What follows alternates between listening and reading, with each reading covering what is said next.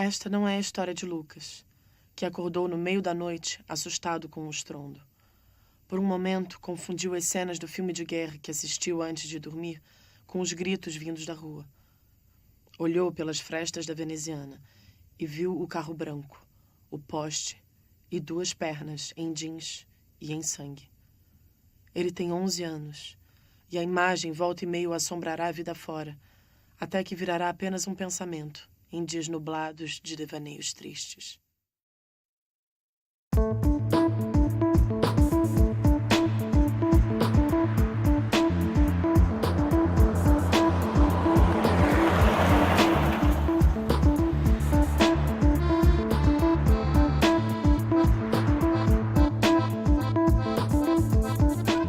A senhora se sente segura no trânsito? Não. Eu pego um ônibus todo dia para voltar para casa e morro de medo, porque o tempo todo os motoristas dirigindo super perigosamente, eu me sinto muito, muito segura. Porque está todo mundo estressado no trânsito hoje em dia, todo mundo só está pensando em ir embora. Você tem que tomar conta não só do seu jeito de dirigir, como das outras pessoas também.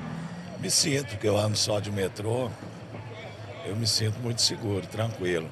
Eu perdi um afilhado no trânsito, né? Ele tinha as pessoas embriagadas, bateram o carro com o meu compadre e ele acabou morrendo, né? Então eu não me sinto segura nem como pedestre também. A gente no Brasil atualmente, a taxa, né, que é o número de óbitos em relação à população, né, por 100 mil habitantes, é uma taxa que gira em torno de 20. É elevada em relação à Europa, e é elevada em relação a alguns países da própria América Latina, né?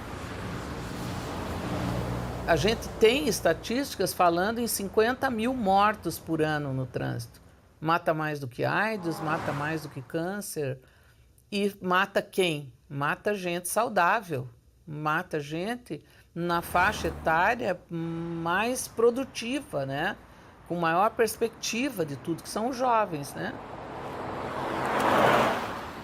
Em 50 anos, nós deixamos de ser um país rural e passamos a ser um país urbano. Hoje, o índice de urbanização, ou seja, a quantidade de pessoas que vivem nas cidades no Brasil, é de 85%. O crescimento, né, da frota de automóveis no Brasil é um crescimento assombroso, que se planejou em termos de urbanização e de mobilidade nas cidades é muito pequeno em relação a isso. Então, o que a gente tem hoje são cidades engarrafadas, todas. O agravante de que nós não temos no país, não temos um transporte coletivo de qualidade e em quantidade suficiente para que as pessoas possam se movimentar na cidade. Nós não temos uma opção, uma educação de transportes alternativos, como a bicicleta, por exemplo, as ciclovias. 3% das viagens urbanas no Brasil são executadas de bicicleta. Em torno de 28% nos automóveis, 35% no transporte coletivo e 38% a pé. Então, o grande rei é o pedestre, depois o ciclista, o motociclista, o automóvel, o caminhão, o ônibus, porque a regra do trânsito diz que o maior tem que cuidar do menor. Só que o que acontece na maioria das nossas cidades é que os menores têm que se cuidar dos maiores, senão eles passam por cima. Então, o trânsito é um conjunto complexo de regras que obrigam à igualdade, porque você só pode fazer uma avenida, você só pode estar em um lugar ao mesmo tempo com seu automóvel. É uma igualdade axiomática, absoluta, porque todos têm que obedecer os sinais de uma maneira regular, porque senão você não tem a sensação de confiança para poder prosseguir, porque senão você tem a batida, você tem um acidente. Então, quando eu, né, como um indivíduo comum, escuto a mensagem de alguma campanha, eu acho, nossa, muito importante, interessante, né? Mas é para os outros. Eu não preciso disso, porque eu sei me comportar. E se todas as pessoas pensam assim, porque é assim que elas pensam. Eu sei me comportar, quem não sabe se comportar é o outro. Então, como é que ela vai mudar o comportamento dela? Porque esse é o ponto central. Qual é a primeira reação da pessoa que está predisposta a avançar o semáforo? Ele olha, vê se não tem um policial, olha, vê se não tem um agente municipal, olha se aquele semáforo não é monitorado por câmeras, ele avança o sinal, né? O exemplo também é o pardalzinho, o radar. Ele vem com o seu veículo, né? Diminui a velocidade exatamente naquele ponto onde tem o radar e continua depois na velocidade alta. Quer dizer, uma pessoa que acredita que controla tudo no trânsito, ela excede a velocidade, ela bebe e dirige, ela executa manobras de risco. Este que é o grande problema do trânsito, ele não coloca só a ele, né, em risco, ele coloca principalmente os outros. Esta também não é a história de Cláudio, que após desviar de uma moça distraída, viu pelo retrovisor o carro branco arremessá-la para cima antes de se chocar com o poste. Freou bruscamente, assustando Cláudia, a quem cortejava fazia tanto tempo. Vai descer para ajudar. Ela o segura, chora em desespero, pede para ir embora. Vão em silêncio até a casa dela. Ambos sabem que não se procurarão, que algo mais havia morrido naquela noite. Na década de 80, 90, nós tínhamos a vitimização muito maior de pedestre. Hoje, os motociclistas já ocupam o primeiro lugar enquanto grupo mais vitimizado, né? E esse grupo é um grupo extremamente jovem, de 20 a 29 anos. Profissionais como motorista de ônibus, motorista de táxi, transportadores e, particularmente, os motofretistas, eles estão em risco constante e de duas formas. Um risco para a sua saúde mental, porque esse trabalho é estressante, né? A condução é estressante num trânsito conturbado, e para o motofretista, particularmente, há um alto risco de vida. Os acidentes por moto hoje ocupam um número muito grande no nosso número de atendimento, né? Tanto os acidentes associados com colisões de auto, moto, ônibus, moto, como as quedas de moto e também até atropelamentos por moto.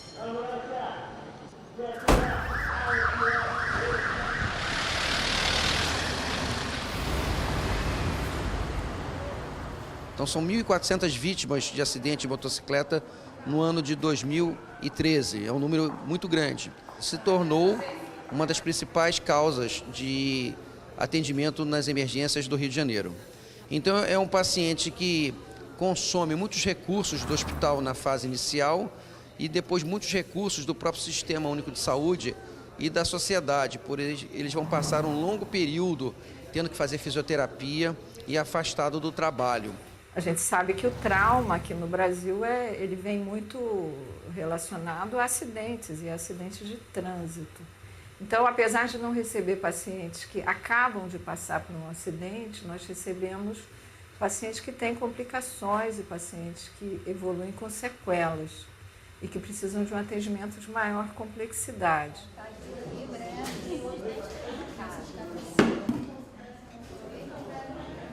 Eu estava segura com o meu capacete, andando devagar, não estava correndo, e o indivíduo vir na contramão, embriagado, e me jogar tão longe, tirar tudo que eu tinha da minha vida. Não é justo. As pessoas que hoje estão depressivas devido a todos esses acidentes, as pessoas que não saem de casa de jeito algum. Então é uma coisa muito triste isso, porque tanta coisa boa aqui fora e a gente vê amputados, cadeirantes, pessoas com deficiência desnecessariamente. Eu saí com o endereço para atender esses moradores. Eu estava até motorizado, numa moto. Estava uniformizado, o meu uniforme com um crachá. Só que daí eu não lembro mais de nada, visto que quando eu acordei, eu já estava dentro do hospital. Eu perguntei à minha esposa o que havia acontecido comigo. Ela foi e falou realmente que eu tinha sido, por assim dizer, atropelado, um acidente de automobilismo. O ex-deputado estava em altíssima velocidade, havia ingerido 4 garrafas de vinho e não possuía direito a dirigir, a carteira dele estava cassada. Ele estava em altíssima velocidade e ele atinge o carro do meu filho, acabando... O meu filho estava com um amigo, esse amigo foi quebrado ao meio, e meu filho foi cortado na altura dos ombros, numa tragédia horrorosa.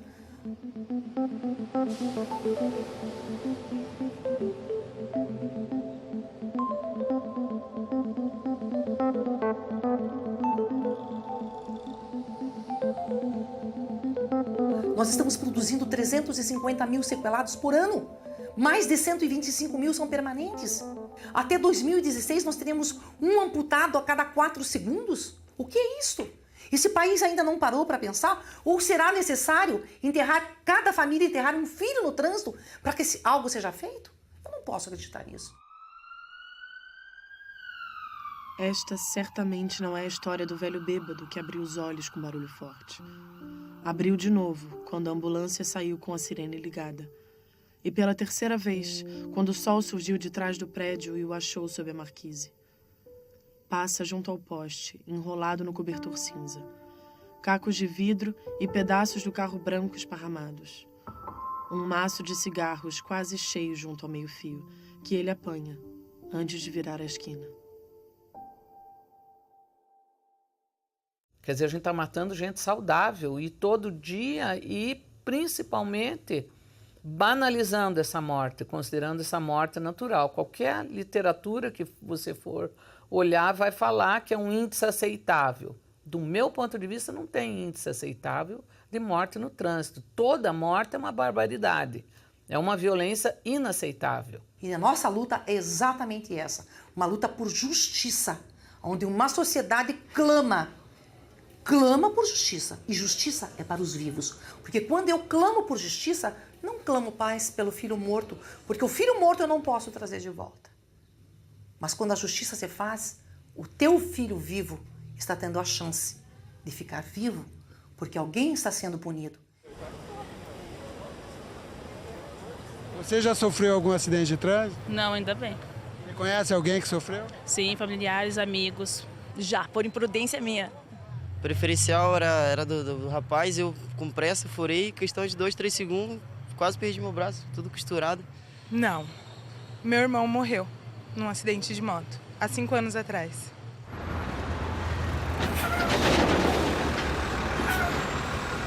Mais de 75% desses acidentes do tipo de colisão frontal, eles acabam resultando em morte. A gente percebe que os acidentes, eles na verdade estão ficando cada vez mais graves, né? Os veículos com maior potência, os veículos transportam cada vez mais peso, são veículos de 54, 75 toneladas, sem contar ainda quando um trafega com excesso de peso.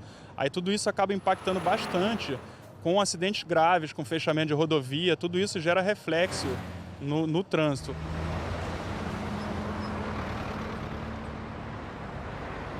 Então, essa condição das nossas estradas, o equipamento, a estrada, não é boa. Os carros, os caminhões, os ônibus, nem sempre rodam em condições ideais. Então, essa é uma estatística conhecida, que a grande maioria dos acidentes é causada por profissionais e pelas suas condições de trabalho.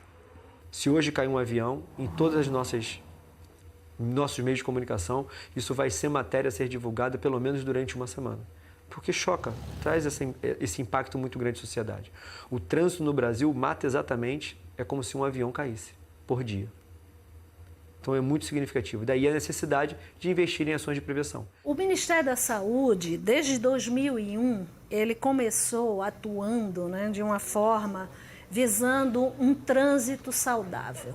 Então, eles começaram com um projeto, inicialmente em 5 capitais e atualmente já conta com 99 cidades brasileiras, que fazem parte dessa rede de iniciativas de prevenção de acidente de trânsito integrada com os órgãos de trânsito, né, municipais ou estaduais.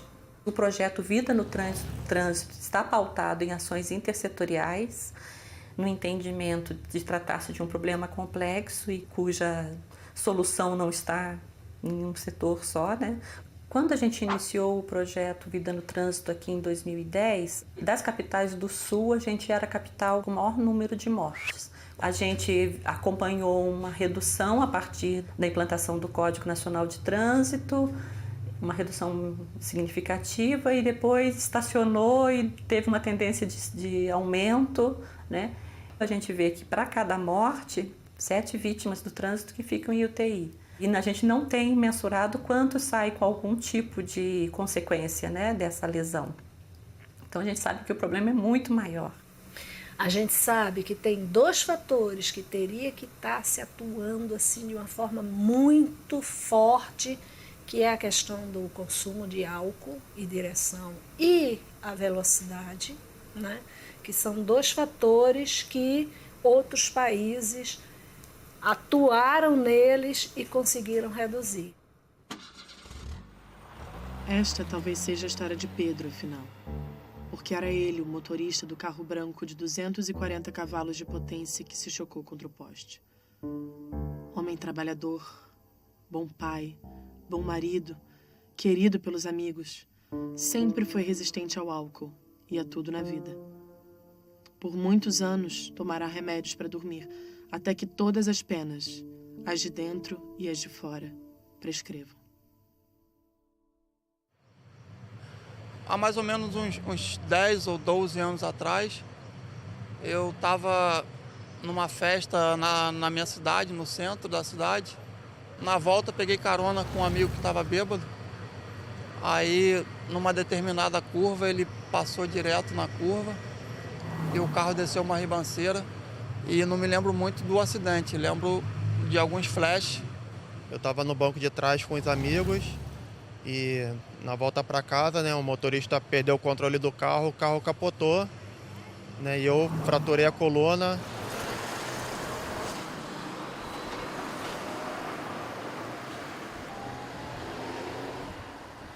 As infrações mais frequentes são as infrações no batalhão de trânsito, elas são as infrações gravíssimas e graves, porque tratam da questão da condução da direção do veículo, né? Que diz respeito à questão da embriaguez, da questão do condutor não ser habilitado ou não ser habilitado para a categoria.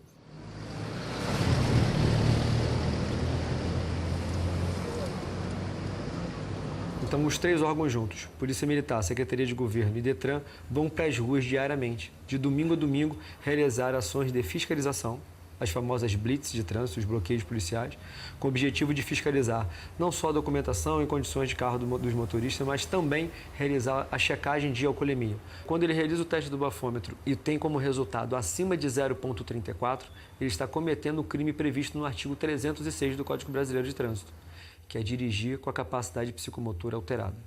Então, além do recolhimento do CNH, além da multa de R$ 1.915, além de não poder continuar conduzindo o seu veículo, além do processo administrativo de suspensão da carteira de motorista por 1 ano, ele recebe voz de prisão e é encaminhado a uma delegacia de polícia. É importante a gente colocar que a lei seca, sim, tem contribuído para a diminuição do número de vítimas de trânsito no nosso estado. Dados recentes sinalizam que o estado do Rio de Janeiro, no acumulado 2008-2013, alcançou uma redução de 35% no número de mortos, enquanto o Brasil cresceu em 10%. Eu acredito em motoristas melhores, mas enquanto a gente ainda não chega à conscientização de motoristas melhores, mais conscientes à direção, a gente ainda vai ter que usar a punição durante algum tempo.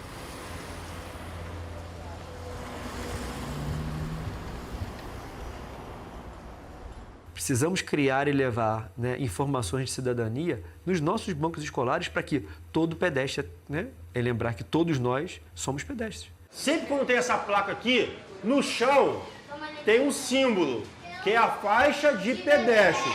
É ali que você tem que atravessar com toda a segurança. E o que o senhor acha que precisa fazer para melhorar o trânsito? Precisa acabar com os carros. as pessoas respeitarem as leis e respeitarem os agentes de trânsito. As pessoas têm que ter mais paciência, né? Respeitar o pedestre, andar de cinto de segurança, é o que vai fazer evitar muito acidente. Eu acho que é a campanha mesmo, é questão da educação. Não é só o conhecimento que vai fazer com que a pessoa mude o comportamento, mas é fundamental, porque se ele não tiver o conhecimento, ele não tem nem a base para promover a mudança, mas a gente tem que ir além do conhecimento. Patrícia tinha vários defeitos e estava a caminho do trabalho. Esta seria sua história. Mas ela foi atropelada por um carro branco e morreu. Acordando Lucas, assustando Cláudia, desencantando Cláudio, traumatizando Pedro, dando de fumar a um velho bêbado que, num acordo de indiferença mútua com o mundo, continua a perambular pela cidade, esquecendo-se. Porque a gente fala muito que o problema do Brasil é o problema de educação, mas a pergunta crítica é: que tipo de educação? É educação para você ser bacharel e dar a carteirada, que você é doutor ou é juiz, e você não pode ser preso? Não. Tem que ser uma educação para a igualdade, em que o outro é respeitado. A melhor maneira de enfrentar os problemas no trânsito é ter ações integradas e com uma direção política importante. Porque não adianta você, na base, os técnicos, né, que lidam com o trânsito, identificarem melhores ações, melhores estratégias, se você não tem uma vontade política dizendo que a redução da morte no trânsito é importante para o país. Então, eu acho que os dois fatores mais importantes é a gente... investimento em infraestrutura e educação de trânsito, que tanto foque no comportamento no trânsito, como também estimule as pessoas a procurar a intermodalidade.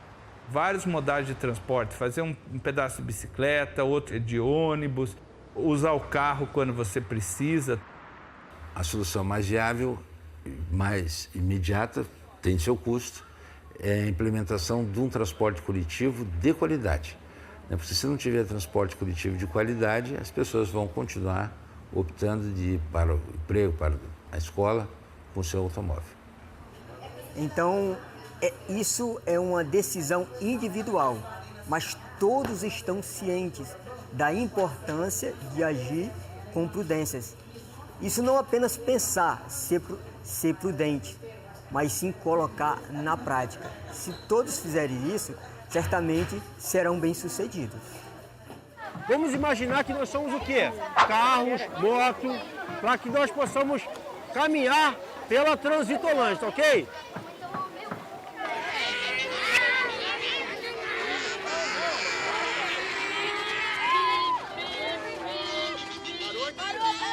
O que vocês aprenderam aqui hoje? Perca um minuto na vida, mas não perca a vida em um minuto.